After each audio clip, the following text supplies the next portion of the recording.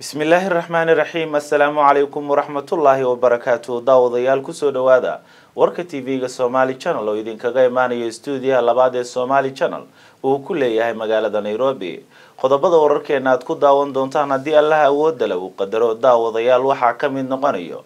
munaasabad ballaaran oo lagu soo xirayay kalfadhigii afraad ee baarlamaanka Soomaaliya oo uu ka qayb galay madaxweynaha dawladda federaalka Soomaaliya Mudane Xasan Sheekh Maxamuud oo ka dhacday xarunta golaha shacbiga ee magaalada Muqdisho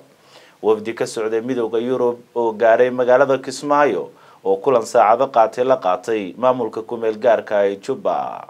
magaalada Mombasa oo lagu soo gabagabeeyay tartan quraan aqris oo socday muddo 3 maalmood ka oo ay ka qayb galeen arday ka kala socotay wadamada bariga Afrika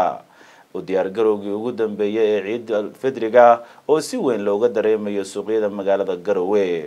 ururka Somali Development Association ee fadhigoodu yahay wadanka Ingiriiska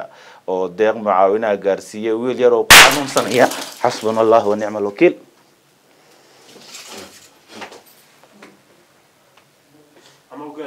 may